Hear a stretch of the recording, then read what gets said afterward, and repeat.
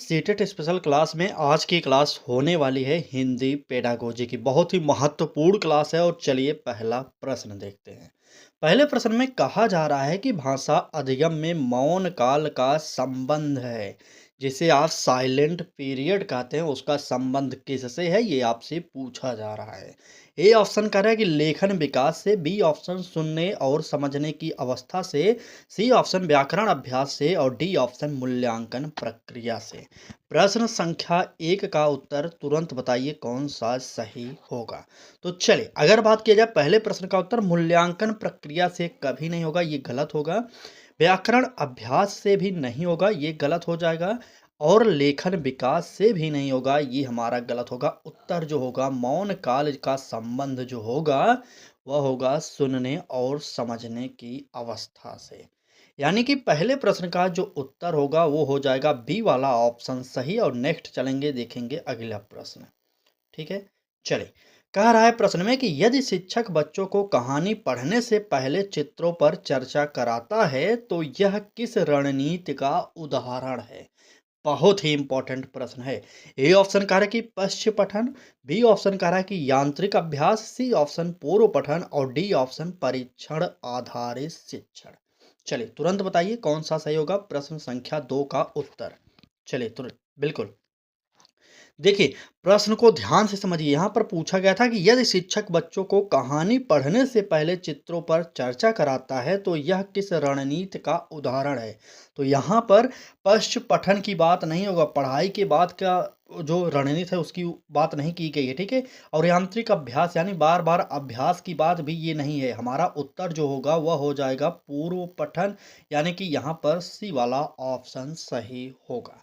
अब कुछ लोगों के मन में ये भी सवाल आएगा कि पूर्व पठन कहाँ से होगा।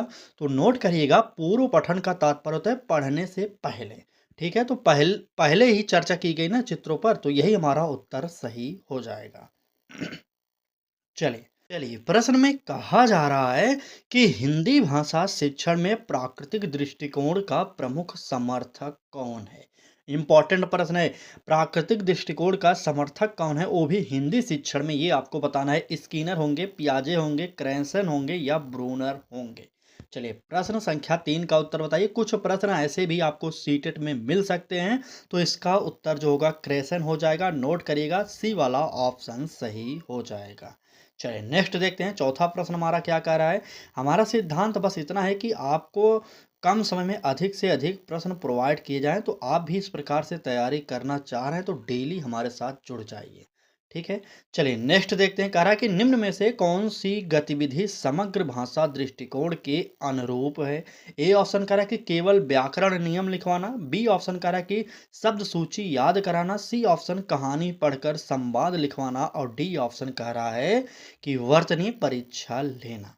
चलिए प्रश्न संख्या चार बताइए। आप हमारे यहाँ पर ट्रिक को यूज कर सकते हैं। पहला ऑप्शन क्या कह रहा है, देखिए, केवल व्याकरण नियम लिखवाना। हम आपको पहले ही बताएं कि हिंदी पढ़ रहे हो तो ऐसा मत समझिएगा कि व्याकरण के नियमों को हम याद कर सकते हैं, और गणित पढ़ रहे हो तो ऐसा भी मत समझिएगा कि गणित के सूत्रों को हम याद कर सकते हैं। ये दोनों याद करना जो शब्द आएगा ये निगेटिव हो जाएगा, कट गया। बी ऑप्शन कह रहा है कि सूची याद करने की बात यहाँ पर भी कर दिया, बिल्कुल नहीं होगा। कहानी पढ़कर संवाद लिखवाना और वर्तनी परीक्षा लेना, परीक्षा की बात यहाँ पर नहीं करेंगे, बल्कि उत्तर जो होगा कहानी पढ़कर संवाद लिखवाना, यही हमारा उत्तर सही हो जाएगा। ठीक ना, चलिए आगे आइए, देखते हैं अगला प्रश्न क्या कर रहे हैं। भाषा शिक्षण में सार्थक संदर्भ का अर्थ है। क्या अर्थ है।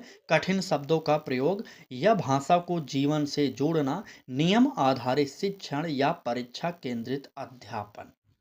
चलें बताइए, भाषा शिक्षण में सार्थक संदर्भ का अर्थ क्या है। तो नोट करिएगा, परीक्षा केंद्रित अध्ययन जो कह रहा है अध्यापन, डी ऑप्शन ये हमारा गलत होगा। और सी ऑप्शन कह रहा है कि नियम आधारित शिक्षण, नियमों की बात भी आप नहीं करेंगे, ना ही परीक्षा की बात आप करेंगे, क्योंकि जानते हैं कि बच्चे छोटे हैं। ठीक है, और यहाँ पर बी ऑप्शन कह रहा है कि भाषा को जीवन से जोड़ना, और ए ऑप्शन कह रहा है कि कठिन शब्दों का प्रयोग। कठिन शब्दों का प्रयोग नहीं करेंगे। हमारा उत्तर जो होगा भाषा को जीवन से जोड़ना, यानी कि बी वाला ऑप्शन सही हो जाएगा। समझ गए? तो चलिए तुरंत आगे बढ़ते हैं। कुछ लोग कमेंट करें यह क्लास पेपर 1 के लिए है या पेपर 2 के लिए? भाई साहब हमने आपको बताया कि हिंदी और सीडीपी का सिलेबस सेम है। आप पेपर 1 की तैयारी कर रहे हो या पेपर 2 की, यह क्लास दोनों के लिए है। ठीक है? चलिए। अगला प्रश्न देखिए, कह रहा है कि यदि बच्चा मैं स्कूल गया के स्थान पर मैं स्कूल गई कहता है तो यह त्रुटि है। यह त्रुटि किस प्रकार की है ये आपको बताना है।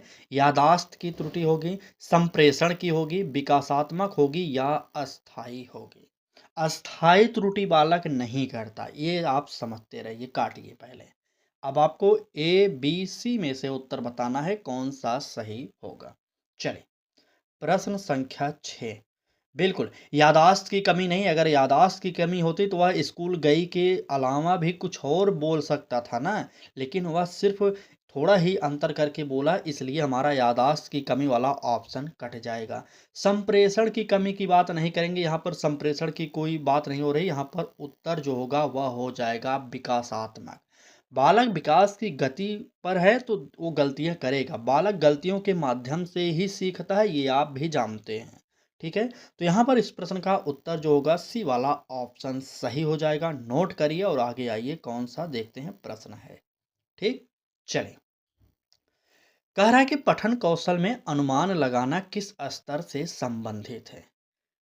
अनुमान लगाने की बात कर रहा है। शाब्दिक होगा, सतही होगा, आलोचनात्मक होगा या अनुमात्मक होगा, पूर्व अनुमानात्मक होगा। बताइए कौन सा सही होगा। चलिए। बिल्कुल बिल्कुल। प्रिडिक्शन। बिल्कुल। किस स्तर का होगा बताइए, सब शाब्दिक या सतही। प्रश्न संख्या 7। देखिए, ना तो शाब्दिक होगा और ना ही सतही होगा। अब यहाँ पर आलोचनात्मक की बात ना करके हमारा ऑप्शन डी जो है ये हमारा सही होगा, पूर्वानुमानात्मक। ठीक है, यहाँ पर शब्द ऐसा है कि आप पढ़ने में थोड़ा सा गड़बड़ा सकते हैं। ठीक, चलिए नेक्स्ट देखते हैं। अगर क्लास अच्छी लग रही हो तो लाइक करिए और अपने मित्रों तक शेयर जरूर करिए। अगर आप भी हमारे साथ जुड़कर तैयारी करना चाह रहे हैं तो आप हमारे चैनल लक्ष्य तक के साथ जुड़ सकते हैं। ठीक ना, चलें। बच्चों के लिए सबसे उपयुक्त रणनीति है। नोट करिएगा, बहुत ही इंपॉर्टेंट प्रश्न है यह। ए ऑप्शन कह रहा है केवल मानक हिंदी पर बल, बी ऑप्शन कह रहा है कि मातृभाषा के प्रयोग पर रोक, सी ऑप्शन कह रहा है कि भाषाओं के बीच सेतु बनाना और डी ऑप्शन कह रहा है कि अलग अलग कक्षा बनाना। तो चलिए प्रश्न संख्या 8 का उत्तर बताइए कौन सा सही होगा। चलिए। देखिए, ए ऑप्शन क्या कह रहा है केवल मानक हिंदी पर बल, तो ये हमारा गलत होगा। यहाँ पर बहुभाषिक बच्चों की बात किया जा रहा है। और डी ऑप्शन कह रहा है कि अलग अलग कक्षा बनाना, तो ये समावेशी शिक्षा के विरोध में ऑप्शन दिया गया है, इसलिए हम इसे भी काटेंगे। और सी ऑप्शन कह रहा है कि भाषाओं के बीच सेतु बनाना और बी ऑप्शन मातृभाषा के प्रयोग पर रोक। तो नोट करिएगा, बालक की जो मातृभाषा होती है वह उसकी संचयी पूंजी होती है। आप उस पर रोक नहीं लगा सकते, अगर आप उस पर रोक लगा देंगे तो बालक कुछ सीखेगा भी नहीं। ठीक है, इसलिए बी वाला ऑप्शन कट जाएगा। उत्तर जो होगा सी वाला सही होगा। क्यों सही होगा अब आप बताइए। बताइए। भाषाओं के बीच सेतु बनाना बिल्कुल सही। अगर आप कुछ भी सिखा रहे हैं बालक की जो मातृभाषा है उसको सेतु का कार्य कराइए, क्योंकि उससे रिलेटेड चीज़ों को सिखाएंगे तभी बालक आसानी से सीखेगा। ठीक है ना, चलिए नेक्स्ट देखते हैं क्या कह रहा है। कह रहा है कि निम्न में से कौन सा कथन भाषा अर्जन को दर्शाता है। नियम रटकर वाक्य बनाना, अभ्यास पुस्तिका भरना या स्वाभाविक रूप से बोलना सीखना और परीक्षा की तैयारी करना। चलिए प्रश्न संख्या 9 का उत्तर बताइए सही कौन सा होगा। चलिए बिल्कुल। देखिए, वही ट्रिक होगा। देखिए ए ऑप्शन क्या कह रहा है, नियम रट कर वाक्य बनाना है। अगर रट कर ना शब्द आता तो हो सकता था ये सही हो जाता, लेकिन यहाँ पर रटना आया तो तुरंत हमने इसका काट दिया। ठीक है, बिल्कुल इसको काट दिया।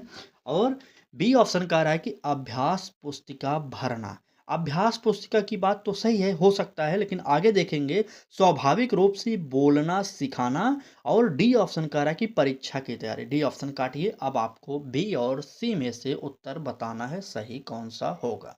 चलिए बताइए। बिल्कुल, सभी लोग कमेंट किया करिए, सभी लोग, एक तरफ से सब लोग कमेंट किया करिए। ऐसा है ना, अगर आप मान लीजिए आपको नहीं आता, गलत ही कमेंट करेंगे, अगर जब मैं उत्तर बताऊँगा तो आपको हमेशा के लिए याद हो जाएगा। और सही बता देंगे तो ये तो आपको पता ही हो जाएगा कि हमने यहाँ पर क्लास हुई थी, यहाँ पर इसका उत्तर सही दिया था। ठीक है? तो इससे आपका लाभ बहुत ज़्यादा होने वाला है, इसलिए कमेंट करते रहिएगा। ठीक है? अब आइए प्रश्न के उत्तर पर। अभ्यास पुस्तिका भरना ये उतना औचित्य नहीं है भाषा अर्जन में, जबकि स्वाभाविक रूप से बोलना सीखना ये हमारा सबसे बेस्ट होता है। अगर आपने भी बी ऑप्शन दिया था तो आप गलत थे, ठीक है? सी ऑप्शन सही होगा। चले, नेक्स्ट देखते हैं क्या कह रहा है अगला प्रश्न हमारा। 1 मिनट आ गया, चले। कह रहा है कि हिंदी शिक्षण में प्रश्न पूछते समय शिक्षक को प्राथमिकता देनी चाहिए। किसकी देनी चाहिए? बंद प्रश्नों को, रटने योग्य प्रश्नों को, उच्च स्तरीय चिंतन वाले प्रश्नों को, केवल पाठ्य पुस्तक आधारित प्रश्नों को। चलिए, प्रश्न संख्या 10 का उत्तर बताइए कौन सा सही होगा? चलिए, हिंदी शिक्षण में प्रश्न पूछते समय शिक्षक को प्राथमिकता देनी चाहिए। देखिए, बंद प्रश्नों की प्राथमिकता नहीं देनी चाहिए, ए ऑप्शन काटिए। बी ऑप्शन रटने योग्य प्रश्नों को, इसको भी नहीं देना चाहिए, काट दीजिए। और डी ऑप्शन केवल पाठ्य पुस्तक आधारित प्रश्नों को, इसको भी काटिए। उत्तर जो होगा हमारा सी वाला ऑप्शन सही हो जाएगा। ठीक है, सी ऑप्शन सही होगा। चले, नेक्स्ट देखिए क्या कह रहा है। ये प्रश्न थोड़ा सा टफ है, इसका उत्तर आप देंगे। ठीक है, लेखन शिक्षण में प्रक्रिया आधारित लेखन का सही क्रम है। बात क्रम की गई है, बताइए ऑप्शन को देखकर। लेखन संपादन विचार होगा, विचार प्रारूप फिर संपादन होगा, संपादन लेखन विचार होगा, या प्रारूप विचार फिर लेखन होगा। चलिए, ए बी सी डी जो भी आपको उत्तर सही लग रहा है, आप प्रश्न संख्या लिखा करिए, उसके बाद उत्तर लिखा करिए। जैसे यहाँ पर मान लीजिए आपको ए ऑप्शन लग रहा है तो पहले 11 लिखिए, उसके बाद ए लिखिए, तब तो पता चलेगा आप किस प्रश्न का उत्तर दे रहे हैं। बिल्कुल ठीक, एकदम ठीक। चले, कुछ लोगों का उत्तर सही आ रहा है और कुछ लोगों का गलत भी आ रहा है। यहाँ पर प्रक्रिया आधारित लेखन की अगर बात किया जा रहा है तो नोट करिएगा, सबसे पहले आएगा विचार, फिर प्रारूप, फिर संपादन कार्य होगा। इसलिए उत्तर जो होगा बी वाला ऑप्शन सही होगा।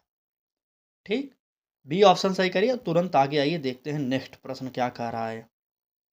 कह रहा है कि निम्न में से कौन सा कौशल ग्राही कौशल है? बहुत ही इंपॉर्टेंट। ग्राही कौशल की बात कर रहा है, बोलना, लिखना, सुनना, संवाद करना। चलिए, ग्राही कौशल, ग्रहण करना, ठीक है? बिल्कुल। देखिए, अब बोलने में तो ग्राही कौशल का प्रयोग तो नहीं हुआ, इसलिए काट दीजिए। लिखने में भी ग्राही कौशल नहीं आया और संवाद करने में भी तो नहीं आया, आपको पता है। लेकिन सुनने शब्द में जो है ये हमारा ग्राही कौशल आया है, इसलिए उत्तर जो होगा सी ऑप्शन सही हो जाएगा। ठीक? बिल्कुल। सी ऑप्शन सही करिए और आगे आइए, देखते हैं अगला प्रश्न क्या कह रहा है। कक्षा में बच्चों द्वारा समूह में कहानी बनाना किस उद्देश्य को दर्शाता है? ए ऑप्शन अनुशासन को, बी ऑप्शन सहयोगात्मक अधिगम को, सी ऑप्शन प्रतियोगिता को, और डी ऑप्शन स्मरण शक्ति को। इस प्रश्न का उत्तर सभी लोग तुरंत बताएंगे। चले, कक्षा में बच्चों द्वारा समूह में कहानी बनाना किस उद्देश्य को दर्शाता है?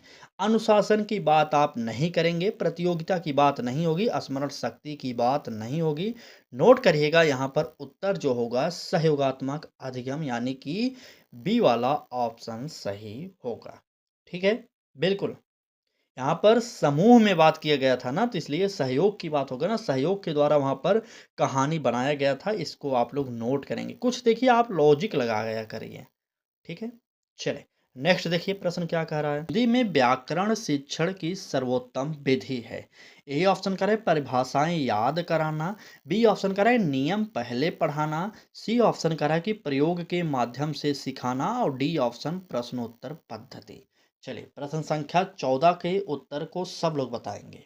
बिल्कुल, देखिए परिभाषाएं याद करने की बात कर रहा है, ए ऑप्शन में काटिए। बी ऑप्शन कर रहा है नियम पहले पढ़ाना, तो ये भी गलत होगा क्योंकि हमें उदाहरण पहले बताना होता है, तब नियम बताना होता है, यही सही माना जाता है।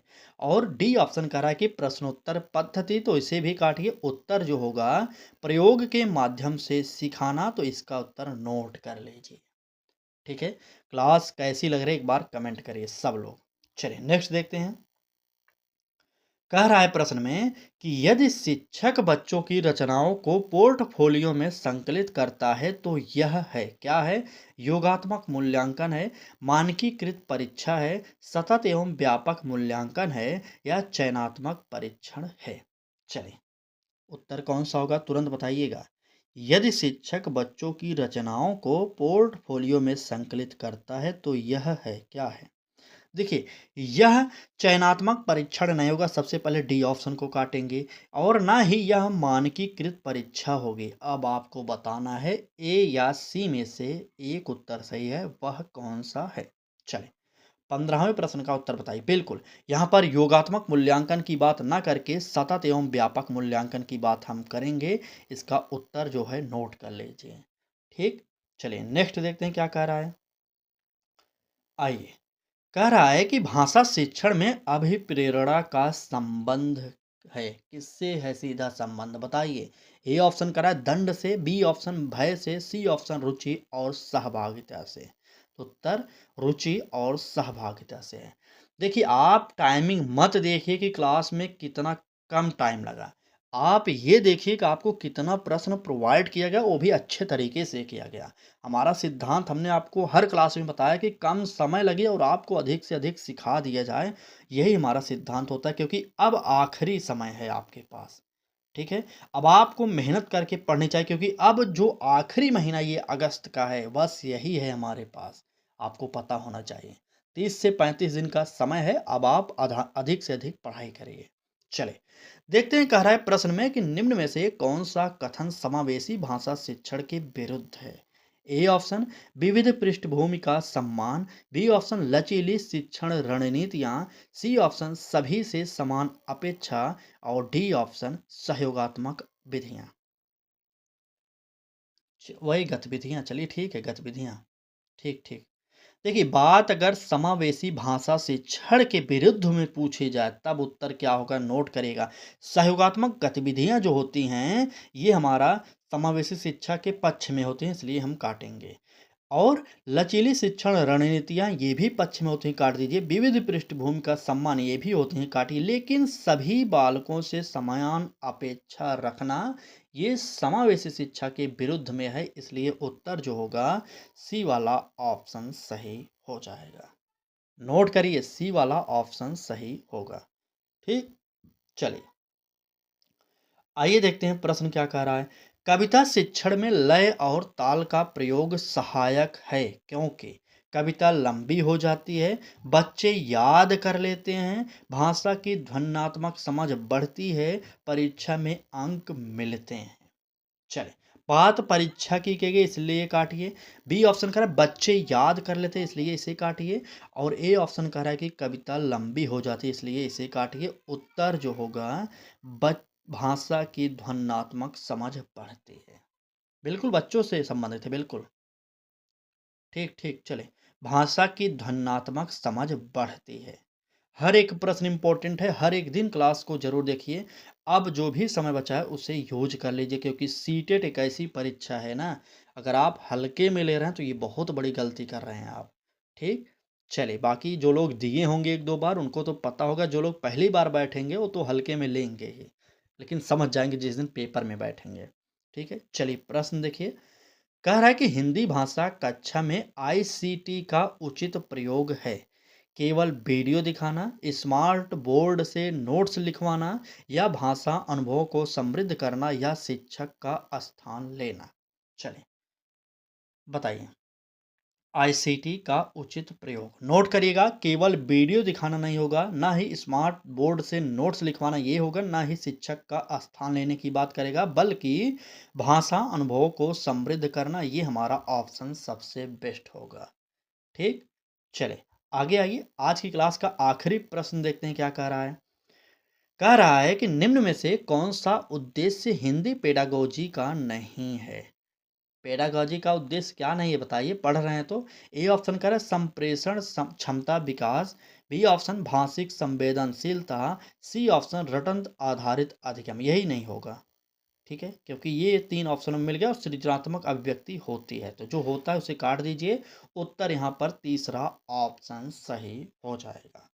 ठीक है, चलिए आज की क्लास को यहीं पर समाप्त करते हैं। क्लास कैसी लगी ज़रूर बताइएगा। क्लास अच्छी लगी हो तो लाइक करिए। अगर आप भी हमारे साथ जुड़कर तैयारी करना चाह रहे हैं तो जुड़ जाइए, चाहे फेसबुक पेज से जुड़िए, चाहे यूट्यूब चैनल से जुड़िए, लेकिन तैयारी डेली करिए। ठीक है?